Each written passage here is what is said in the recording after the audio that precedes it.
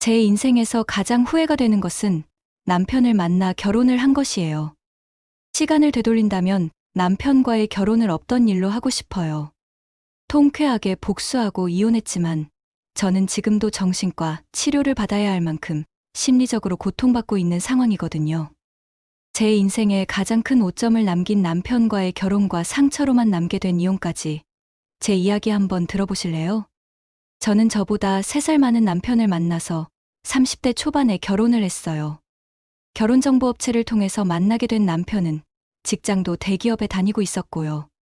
키도 큰 편에 얼굴도 아주 잘생긴 건 아니었지만 호감 가는 인물을 가진 사람이었죠. 직장, 외모, 집안 등 모든 면에서 평균 이상인 빠지는 부분이 없는 괜찮은 신랑감이었어요. 그래서 만나고 1년 정도 연애한 후에 결혼까지 하게 되었죠. 서울의 30평대 아파트도 시댁에서 장만해 주셔서 부족한 점 없는 괜찮은 결혼 생활을 시작하게 되었죠. 저희 집에서도 그랬고 제 친구들도 그랬고 모두들 저보고 결혼 잘했다고 이야기를 할 정도였어요. 남편과는 연애하면서도 즐겁고 행복한 편이었고 모든 점이 흡족한 편이었죠. 심지어 잠자리도 괜찮은 편이었어요. 간혹 가다가 잠자리를 할 때 이상한 것들을 요구하기는 했지만 연인들 사이에서는 그럴 수도 있다고 생각하고 대수롭지 않게 넘겼었죠. 제가 감당할 수 없는 너무 이상한 요구사항만 아니면 응해주기도 했어요. 이상한 복장을 입는다거나 뭐 그런 거요. 연인들 사이에서는 요즘 많이들 그러기도 하잖아요. 물론 정도가 지나치면 제가 거절할 때도 있었고요. 돌이켜 생각해보면 그때 눈치를 챘어야 했는데 안타깝네요. 남편이 성적 취향이 이상한 놈이었다는 걸요. 아무튼 가끔씩 그런 일이 있었던 것을 제외하면 별다른 문제는 없었어요. 그렇게 저와 남편은 결혼을 하게 되었고 1년이 지났을 무렵 예쁜 딸아이도 낳았죠. 남들이 보기엔 정말 화목하고 행복한 가정이었어요. 경제적으로도 여유가 있었고 화목해 보였고요. 저도 사실은 그때까지는 제 결혼 생활에 만족하면서 지냈던 것 같아요. 저희 집도 남편 집도 중산층 이상은 되는 집안이어서 사치스럽지는 않아도 궁핍하지는 않았거든요. 그래서 아이를 출산하고 저는 집에서 전업주부로 지내면서 아이 양육과 살림에만 신경 쓰면서 살았어요. 겉으로 보기엔 어쩌면 완벽하게 화목한 가정의 모습을 하고 있었는지도 모르겠네요.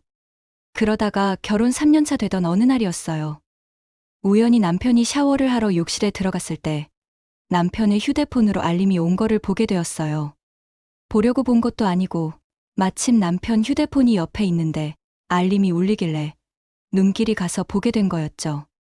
제가 잘 모르는 어떤 앱으로 온 메시지였는데요. 일부 미리 보기로 온 메시지라 내용의 일부만 살짝 보게 되었는데 좀 야릇한 내용이었어요. 남자들이 결혼 후에 바람을 피운다는 이야기는 들었지만 내 남편이 그럴 것이라는 생각은 꿈에도 못했고요. 바람을 피우는 걸 의심할 만한 정황도 없었어요. 그래서 저는 선정적인 내용의 그 메시지를 보고도 광고 메시지겠거니 하고 넘어갔어요. 그때 남편이 미친 짓을 하고 다닌다는 걸 눈치챘어야 했는데 제가 남편을 너무 믿고 안심하고 있었나 봐요. 그런데 생각해보면 제 상황이었다면 누구라도 그랬을 거예요. 남편이 하고 다닌 짓들은 사실 보통 사람이라면 상상하기 힘든 것들이었거든요. 아무튼 그런 선정적인 내용의 메시지를 얼핏 보기는 했지만 광고일 것이라고 생각하고 아무렇지 않게 넘어갔어요. 샤워를 하고 나온 남편도 이상한 메시지 온 것 같아라고 얘기하는 저에게 광고겠지 하고 넘어갔고요. 아무튼 그런 해프닝이 있고는 당분간 잠잠한 평온한 일상의 연속이었어요. 남편은 가끔 주말에 한 번씩 외출을 하는데요. 저에게는 주로 고등학교나 대학교 친구들을 만나러 간다고 하고는 외출을 하곤 했죠. 제가 남편의 모든 친구들을 다 아는 건 아니니 정말로 친구를 만나러 간다고 생각했죠. 그런데 대박 사건이 발생한 그날도 친구들을 만나러 다녀온다고 한 날이었어요. 점심 무렵 친구들을 만나러 외출한다기에 저는 친구들을 만나면 자기는 주로 뭐 하냐고 물었죠. 그랬더니 당구도 치고 술도 마시고 포커도 조금 친다고 하더라고요. 그런가 보다 하고 점심때쯤 외출하는 남편을 보내고 집에서 혼자 쉬고 있었죠. 그리고는 그날 밤 외출해서 밤늦게 돌아온 남편에게 잠자리를 해볼까 해서 은근 분위기를 만들어 보았지만 남편은 피곤하다면서 다음에 하자고는 저를 달래고 잠을 청하더군요. 그런데 남편 녀석이 그렇게 제가 모르는 친구들을 만나고 온 날은 저와의 잠자리를 피하는 이유가 있었어요. 다른 데서 힘을 있는 대로 빼고 왔으니 저와의 잠자리를 할 힘은 남아있지가 않았던 거였죠. 아무튼 잠자리를 못하게 된 그날은 조금 서운했지만 그러려니 하고 저도 잠을 청했어요. 그런데 그날따라 아무리 잠을 청해도 잠이 잘 안 오는 거예요. 그래서 뒤척거리면서 억지로 잠들려고 애를 썼죠. 남편 놈은 옆에서 먼저 아주 세상 모르게 깊은 잠이 들었더군요. 평소 같았으면 조용히 거실로 나가서 잠을 청했을 텐데 그날따라 왜 그랬는지 남편의 휴대폰을 구경해보고 싶다는 생각이 들었어요. 남편 휴대폰의 비밀번호는 잘 알고 있으니 몰래 휴대폰을 잠금 해제한 후 사진 갤러리도 둘러봤는데 특별한 것은 없었어요. 그렇게 휴대폰 사진 갤러리도 구경하고 메시지도 둘러보고 했지만 특별한 건 없어서 시시하다고 생각하고 휴대폰을 내려놓으려는 순간 보안 폴더라는 것이 눈에 띄었어요. 남편은 갤럭시 휴대폰을 썼는데 갤럭시 휴대폰에는 보안 폴더라는 앱 기능이 있거든요. 비밀번호를 입력해야 열리는 앱 같은 건데 그 기능이 활성화되어 있더라고요. 궁금해서 그 보안 폴더를 들어가 보려고 했는데 다행인지 불행이었는지 제가 알고 있는 남편이 즐겨 쓰는 그 비밀번호가 맞더라고요. 그래서 그 보안 폴더를 암호 해제하고 들여다본 순간 저는 봐서는 안 될 것을 봐버리고 말았어요. 남편 놈은 도대체 어디서 그런 사람들을 만나서 그런 짓거리를 하고 다녔던 건지. 남편의 보안 폴더 사진 갤러리에는 차마 입에 담기도 민망한 사진들로 가득했어요. 나체의 남성 여성들이 단체로 뒤엉켜서 그런 행위를 하는 사진들과 영상들이 잔뜩 있더라고요. 너무 놀라고 불결해서 망치로 머리를 한 대 맞은 기분이었어요. 놀란 가슴을 겨우 진정시키고 휴대폰 사진 갤러리를 다시 둘러보자 그런 사진 속의 인물은 남편이 맞았어요. 남편의 그런 더러운 모습들을 확인하고 우선 그날은 남편의 휴대폰을 원래 자리에 두고 저는 거실에 가서 밤을 새웠죠. 뉴스나 삼류 성인 잡지에서나 봤을 법한 그룹 성행위의 당사자가 남편이라는 게 믿기지를 않았어요.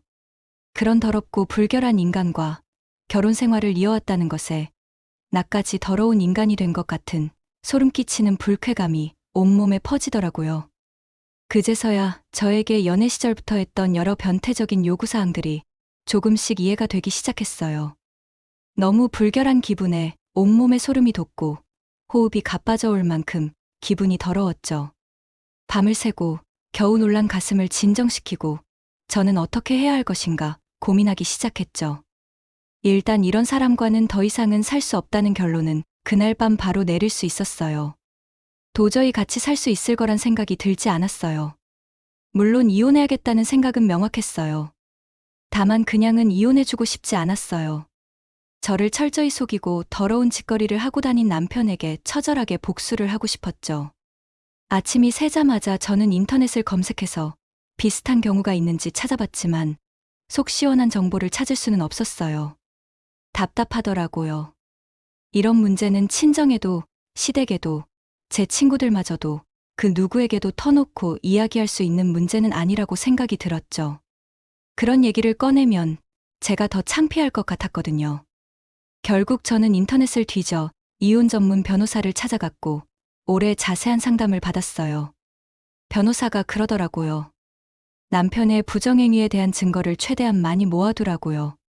그 휴대폰의 사진과 영상들이 가장 확실한 증거가 되겠다는 생각이 들었죠. 그래서 남편의 휴대폰에 있는 그 사진과 영상들을 모두 증거로 빼돌리기로 결정했어요. 남편의 그 미친 짓들을 알게 된 그날부터 남편과 말 한마디 섞는 것이 불쾌했지만 최대한 티를 내지 않으려고 노력했죠. 제 심경의 변화를 눈치채게 하고 싶지 않았어요. 잘못하면 제 복수를 그르칠 수도 있을 테니까요. 그날부터 남편의 손길이 닿기만 해도 온몸에 소름이 돋으면서 불쾌했지만 통쾌한 복수를 위해 참기로 했죠. 물론 잠자리는 피했어요. 허튼 곳에서 힘을 빼고 다녔던지라 저에게 잠자리를 요구하는 경우는 많지 않기도 했고요. 저도 차마 그것만큼은 할 수가 없겠더라고요. 정말 더럽고 불결하다는 생각이 가득했으니까요. 그날부터 저는 증거 확보에 매달렸어요. 남편의 휴대폰에 있는 그 사진과 영상들을 어떻게 내 휴대폰으로 옮길 수 있을지 계속 검색해서 알아봤죠. 검색을 해도 잘 이해가 안 되는 부분은 동네에서 휴대폰을 잘 다룬다는 사람을 수소문해서 직접 만나기도 했어요. 만나서 사례비를 제공하면서까지 그 방법들을 배웠죠. 그런 방법을 알려준 사람의 휴대폰을 가지고 사진들을 제 휴대폰으로 옮기는 연습까지 철저하게 했어요. 어쩌다가 내 인생이 이렇게 되었나 현타가 많이 오더라고요. 아무튼 모든 준비가 된 후에 저는 적절한 날이 오기만을 기다렸어요. 저는 준비가 된 그날부터 피곤하다는 핑계나 아이 핑계를 대면서 남편과 각방을 쓰기 시작했죠.